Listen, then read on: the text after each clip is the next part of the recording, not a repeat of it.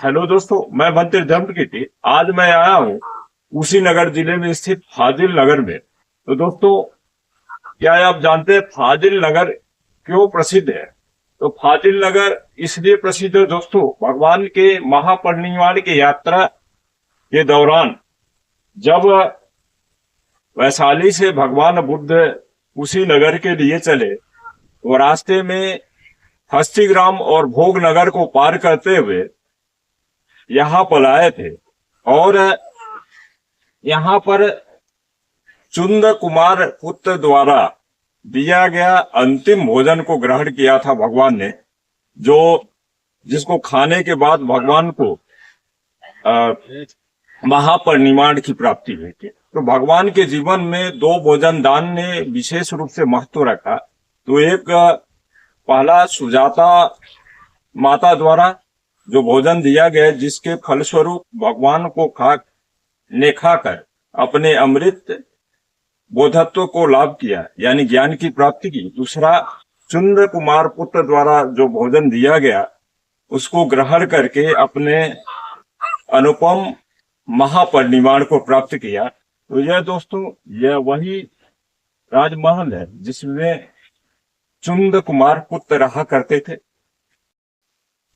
तो दोस्तों, इस प्रांगण में प्रवेश करते तो सर्वप्रथम एक छोटा कोष्ठागार के अवशेष हमें देखने को मिलता है। तो ये देख सकते हैं, इसमें अनाज के कोष्ठागार बनाए गए हैं।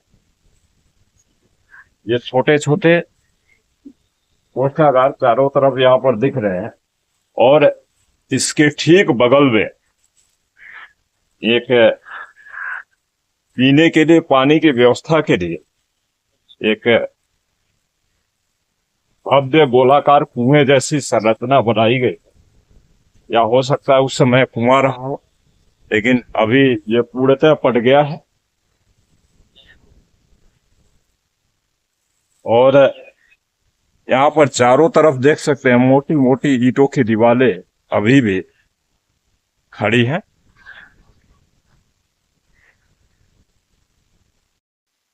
तो दोस्तों, अब मैं उस मुख्य भवन की तरफ जा रहा हूं, जहां पर जो है चुंद सुनार का अपना निवास स्थान था। जैसा कि ये देख रहे हैं, ये भवन का निर्माण काफी ऊंची सतह पर हुआ है, जिसके नीचे ईंटों के अवशेष जो देखने को मिलेंगे। तो ये, और मैं ठीक इस स्थान के ऊपर जा रहा हूं जहां पर चुंद सुनार का महल है।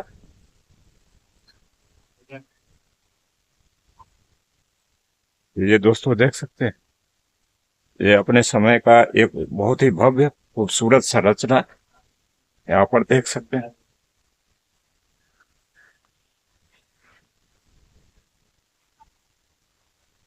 तो ये हालांकि पुरातत्व विभाग के संरक्षण में है, लेकिन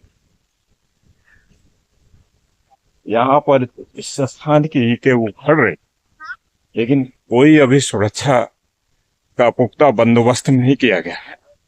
यहाँ पर लोग जो है आते हैं और ईंटें उखाड़ कर ले जाते हैं। तो यह भवन अपने समय की लास्ट अवस्था में,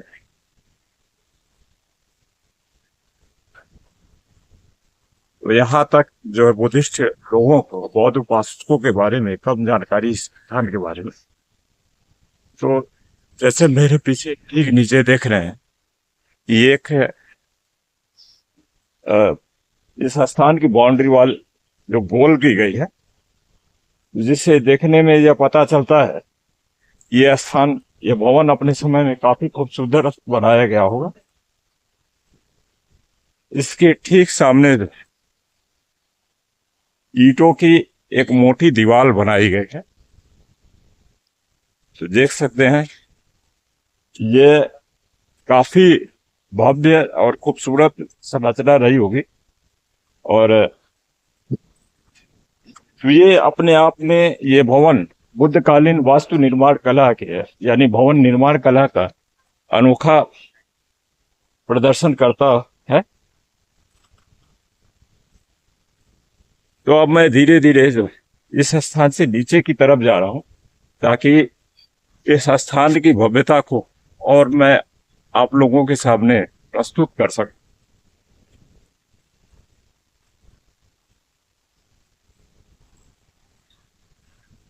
तो अभी भी इस स्थान का जो नीचे से ऊंचाई करीब करीब 15 से 20 फुट होगी। जैसा कि ये देख रहे हैं कि कितना अद्भुत जो है ये भवन बना हुआ था अपने समय में। तो यहां से ठीक मेरे पीछे आप देख सकते हैं,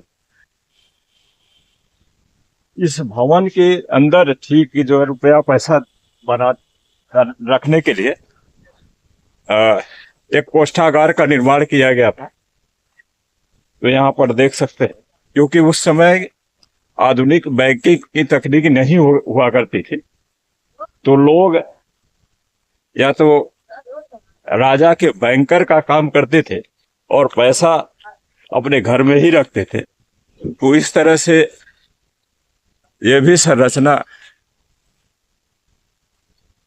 एक बैंक की ही लगती है।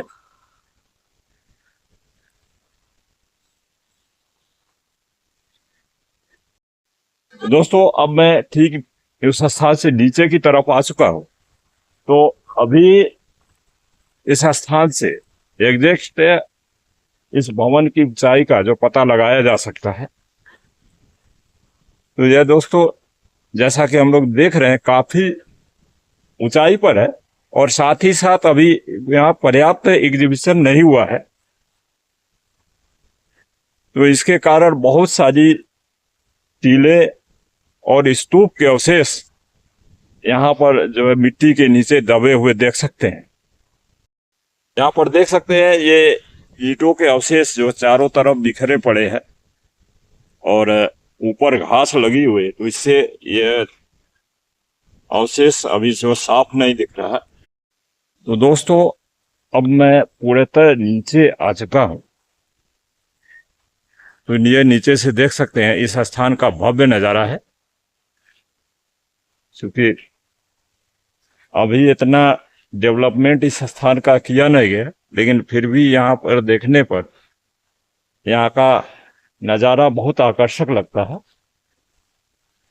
दोस्तों, जिस तरह से भारत के अन्य बहुत सारे बुद्धिस्ट मंदिरों को, महाविहारों को या तो ब्राह्मणों द्वारा या मुसलमानों द्वारा कब्जा किया गया, उसी तरह से दोस्तों एक कब्जे की साजिश इस स्थान पर भी चल रही है।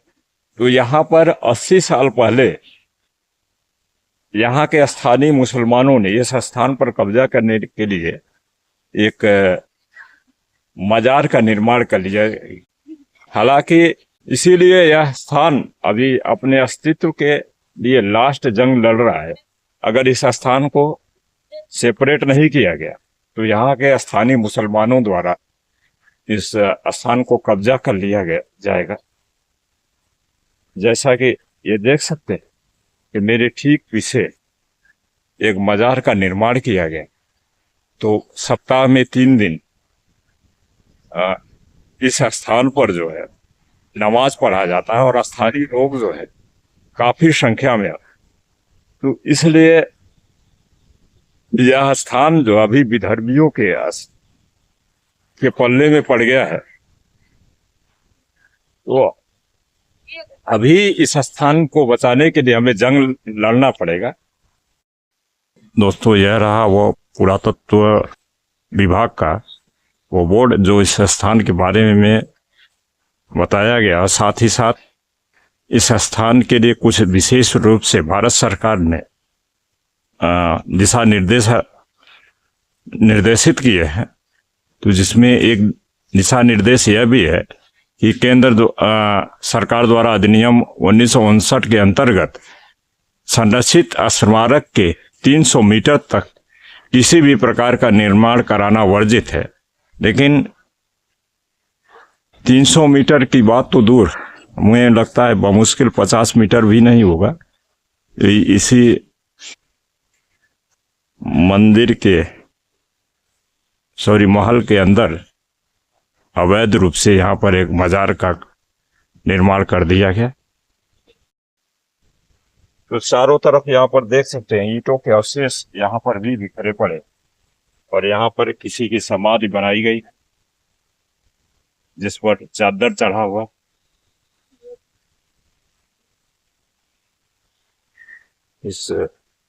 और यहाँ पर देख सकते हैं इस मजार के ठीक पास में एक पेड़ है, और इस पेड़ के ठीक जो है नीचे बुद्धकालीन ईंटों के अवशेष बिखरे पड़े हैं।